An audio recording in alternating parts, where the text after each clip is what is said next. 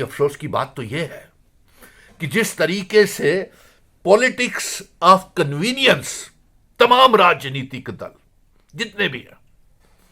चाहे वो कश्मीर के संगठन है, रीजनल पार्टीज है, नई भारतीय जनता पार्टी की ABC टीम है, चाहे वो विपक्षीय दल है, तमाम जो राजनीति कर रहे हैं वो अपनी कन्वीनियंस के मुताबिक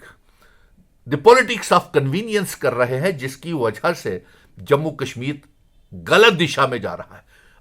मैं तमाम पॉलिटिकल पार्टी से आज ये पूछना चाहता हूं, जो सरकारें बनाने का दावा करती हैं कि आपने अवाम के लिए क्या किया, आपने रियासत के दर्जे की वापसी के लिए क्या किया, आपकी और हमारी इल्हाक की शर्तों को भारतीय जनता पार्टी ने 5 अगस्त 2019 को तोड़ दिया, रियासत को तोड़ दिया। तमाम राजनीतिक दलों ने कौन सी शहादतें और कौन सी कुर्बानियां और अपने वजूद, जमीनें, नौजवानों के फ्यूचर को बचाने के लिए आपने क्या किया? कुछ नहीं किया।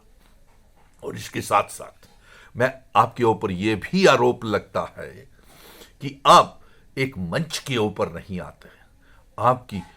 आप गए थे, तमाम पॉलिटिकल पार्टीज जो आज दावा कर रही हैं कि सरकारें बनाएंगे हम, चाहे वो कश्मीर की रीजनल पार्टी है, चाहे वो जम्मू की है, चाहे वो कोई भी पॉलिटिकल पार्टी, 16 पार्टियां गई थी, 16 बड़ा बड़े लीडर जो प्रधानमंत्री जी की टी पार्टी में गए थे ना आप, तो क्या लेके आए वहां से?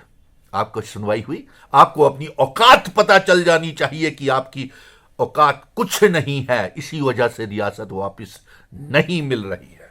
मिशन स्टेटहुड जम्मू कश्मीर की रियासत के लिए जंग लड़ेगा, अवाम को अपना साथ रखेगा और इस रियासत का दर्जा, स्पेशल स्टेटस, इल्हाक की शर्तों वाली रियासत, चाहे हमें किसी हद तक जाना पड़ेगा, हम ये इंस्ट्रूमेंट ऑफ असेशन की शर्तों को फिर से लागू करवाएंगे और मजबूर कर देंगे भारतीय जनता पार्टी को कि वो जम्मू कश्मीर की आवाम के साथ बातचीत शुरू करे, जम्मू कश्मीर में जमहूरियत की बहाली करे और इल्हाक की शर्त वाली रियासत हमको वापस दे और जम्मू कश्मीर और लद्दाख को फिर से इकट्ठा करके POK गिलगित बल्टिस्तान को जम्मू कश्मीर और भारत का हिस्सा बनाए। और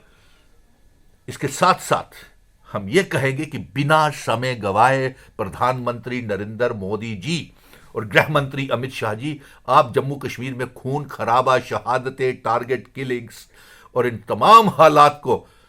रोकने के लिए,